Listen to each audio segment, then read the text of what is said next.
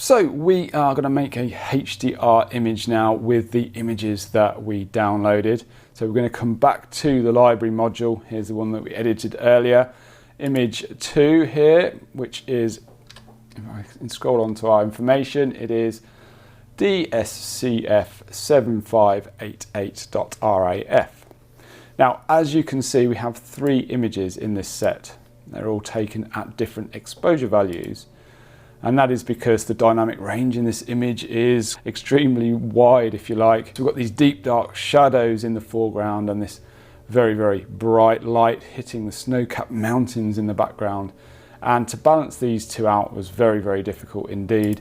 This is my base exposure, my most even exposure that I could get. And as you can see, the highlights are just starting to clip here on the mountaintop, and we're still very, very dark here in the foreground. So I decided to bracket this image and blend these images together in Lightroom. So that's exactly what we're going to do now together. So what we're going to do to start with is highlight these 3 images that we're going to turn into a HDR image. So if we click on the image number 2 there, the first one, and then hold down Shift on our keyboard and click on the 3rd image, that's going to highlight those 3 images together.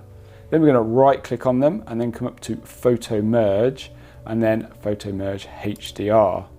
And that's going to bring up our HDR blending panel, our preview panel. So it will bring a preview up for us, and I always leave Auto Align checked because if we have any movement during the 3 exposures, Auto Align will align all of those 3 images together and help us to create a much better image. I tend not to go with auto settings, and deghosting I always leave to none. I always like to create a stack with my 3 images as well, so I leave Create Stack checked, and that will create a stack for us, and you'll see that in a minute. So everything's quite simple with this HDR blend. Next, I'm going to click Merge and let Lightroom do its thing, and it's going to merge those 3 images together. As you can see now, by creating that stack, we've got 4 images. If I click on the stack here, it's going to expand those 4 images, as we can see here. And this one here is our hdr.dng file. So let's go ahead and run a really quick edit on this image. Now, we'll find now we've got so much more dynamic range within our image, we'll be able to pull this image a lot more, pull a lot more detail out of this image. So I'm going to boost the shadows a little bit to start with, only a little bit, because I'm going to be doing some local adjustments again to this image. Just boost the exposure ever so slightly, but bring our highlights down a little bit. Now I'm going to bring up the gradient tool and do some more local adjustments. I prefer to do a lot of my editing with local adjustments. I find it fits in better with the way I like to edit. And bring the exposure down here in the sky to accentuate some of those lovely tones that we've got there. Push the clarity a little bit as well, just to accentuate the edges of those clouds. And just bring down the blacks a little bit as well, just to again accentuate the moodiness of that sky. Now, I'm going to deal with this area here, which is that snow-capped mountain there that's just catching the light. That was our problem.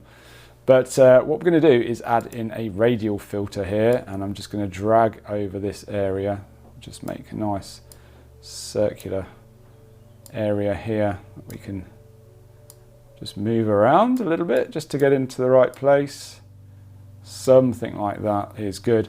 Now, with the radial filter, remember everything outside of the radial filter will be affected with our edit unless we invert it, because we want just the inside area of the radial filter to be affected by the edit. We're going to click invert. Now, if I click O on the keyboard, you'll see our mask there, our orange mask. If I uncheck that, you'll see the opposite. So you can see what that's doing. I'm going to get rid of that. I'm just going to reduce the highlights down in this area, and as you can see, that's really pulled back those highlights for us. And just stopping that clipping happening there. Yeah, I don't think there's no clipping in this image now, which is really, really nice. Click done on that. Now I'm going to brighten up my foreground. I'm going to see it's really, really dark here. And there's a few ways I could do this. I could do it with a gradient tool, or I could do it with a brush, but actually I think what I might do is just do it with a radial filter again. So I'm going to make quite a large radial filter. You could be more specific with your edit if you wanted to. For the purpose of this module here, I'm just going to run a quick edit on this and increase our shadows up on the foreground a little bit. As you can see, that's really boosting that up now. Bring down the blacks a little bit just to add in that contrast, just to bring up the highlights a little bit. So another area that is fairly problematic to this image, I think, is the way the mountain sits there. It's quite hazy, it doesn't have a lot of detail to it. So I'm going to use another radial filter here on this background and add in some contrast to this image.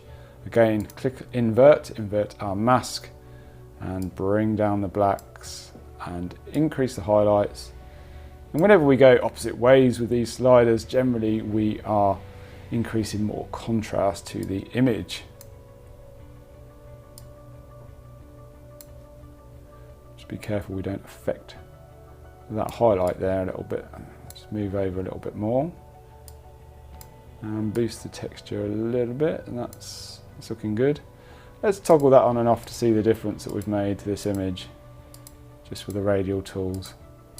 So we can be really selective about how we edit this image just by playing around with the radial filters. Now I'm going to come down to my tone curve and just add in a little bit of contrast. I'm just going to go with the medium contrast, but I'm going to adjust this ever so slightly. Actually, I feel that's too strong. If you want to get rid of a point, you just double click on it.